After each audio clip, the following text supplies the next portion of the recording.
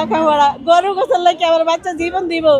তারেক রহমানের উদ্দেশ্যে বলি, উনি ছাত্রে গেছেন, ওনারা ভিড়ের ভিতরে আমি ছবিগুলা দিছি, ওনারা আমি এই ভিডিও যদি দেখেন আপনার পায়ে ধরি, আমার এই বাচ্চাটার বিচার এই মহিলার করেন।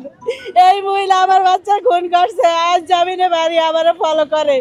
যদি আমার কোনো ক্ষতি হয় এই মহিলার দায়। এই মহিলা গরু তারপরে পানি এইভাবে ফোড়া দিয়ে খেমতে হয় না, কয় আজরাল গাবুর, আমার ছেলেটা একটু মোটা, আজরাল গাবুর মরে না। এরপরে নিচেও পানি না, আত্মা আমার বাবা সব ভালো, শুধু বুক আর পিঠটা জ্বালিয়ে দিছে। কান আমার বাচ্চা কোনো খাওয়া দাওয়া নাই, জীবন চলে বাঁচবো কি না বাঁচলো কোনো লাভ শেষ করে দিছে। এরা যদি মোড়া দেয় না দিতে পারে এরা কোনো ফাঁসি দিত, এরা যদি আইনে ফাঁসি না দিতে পারে আতে প্রমাণে আমি তারে দেখা ধরিয়ে দিছি। মামলা করছি, জামিন দিয়ে দিছে, 4 মাস না 5 মাস জেল কাটছে। এখন এই মহিলার আমি ফাঁসি চাই। একটা ডাক্তার বলে কাটা দেওয়া ভালো, ফোড়া দেওয়া ভালো না। কত চিল্লাইছে, এই দেন কত চিল্লাইছে, এই দেন আমার বাবার কত চিল্লাইছে, আমি এটি কেমনে সহ্য করি, আমার ভালো লাগে না। কত সুন্দর আমার ছেলে দিকে যায়, তার কি মুখ কামলো না। আমার ছেলে কি অপরাধ করছে, একটা থাবর দিতে মনে বুঝাইতাম, কেন সে ভুড়িয়া দিল। আর ভুড়া গেলে কিছু খাইতে পারে, ওটা তো ভুড়ে বাতিল বাদ, আমার ছেলে তো বাদ। ওরা ফাঁসি চাই, ফাঁসি চাই, ও যদি ফাঁসি না দেয় আমার হাতে উড়িয়ে দেন, আমি ওর বিচার করি মনের মতন। হ্যাঁ, আমার বাসা হয়েছে বিপুনিবাগ বাজারের সাথে, ওর পাশে মাতৃছায়া হাসপাতালে চাকরি করে।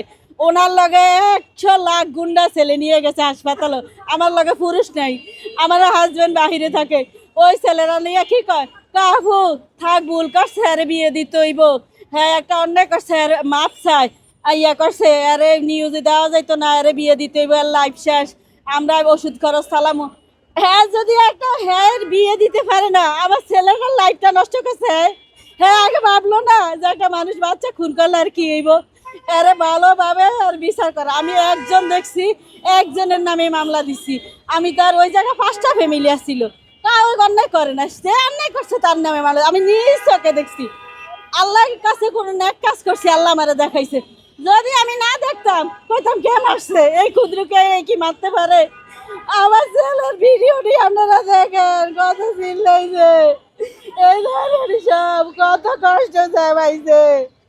দেখেন অ্যাম্বুলেন্সের ভিতরে রক্ত আর রক্ত, শুধু আর কি মুখ কামলো না। ওর যদি সন্তানের মা হয়েছে তাহলে সন্তানের মারবো। আমার অনেক ওনার পরিচয় হচ্ছে হাইনচর থানা বিথিরানি দেবনাথ, ওনার আছে মামলার কাগজে আছে ছবি। উনি বারবার টার্গেট করছে আমার ছেলেরা খুন করবো।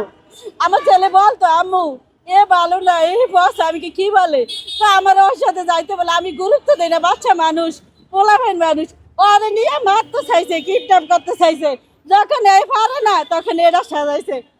আমরা চাতুরের হাইকোর্টে চাতুর করে জামিন পাই না, এই হাইকোর্ট থেকে জামিন দিয়েছে। হাইকোর্টের উদ্দেশ্যে বলি আপনারা জামিন দিয়ে না, আমার ছেলেরা যে অবস্থা একটু দেখেন, একটু দেখা সব শিশু যারা মা তারা বুঝে শিশুকে বাঁধে না। আমি অনেক কষ্ট করে ছেলে পালতাম, আমার ছেলের পিছনে সারাদিন জরম দিতাম, ছেলে কি খাইবো কোন টাইম। আমি এমন দিন গেছে মাগরির রক্ত খানা খাইছি, আমার ছেলেরা দেশি একটা মাছ ডিম কত কিছু বাচ্চা খাওয়াইছে, রক্ত চড়াইছে। আমার ছেলেরা এইভাবে আমার চোখের সামনে ঘুরকে, আমার একটা বাচ্চা আমার লাইফটা শেয়ার করে দিছে। আমি কি করবো, আমার বাচ্চাটা এইভাবে ক্ষতি করছে।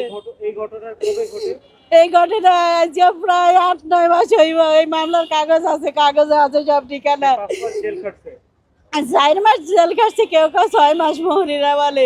এই আমগো চাঁদপুরে শুধু ঘুষ ঘুষ যা দিতে পারবো তার পক্ষে। আমি বলেন বাচ্চার পিছে খরচ করবো না, কোর্টে যাবো না, আমি নিজে চিকিৎসা করবো, আমার কোন দিকে যাইবো। এই জন্য বাচ্চার পিছে লাখ লাখ টাকা, কেন আবার লাখ লাখ টাকা চাইতেছে।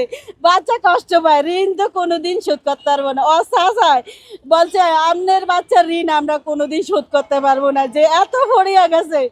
আমরা দেখেন সে বেশি অংশ ভরিয়া দিছে, বুড়ারে গোস্তটা ভরে গেছে। ওই কি মানুষ, ওই মানুষ।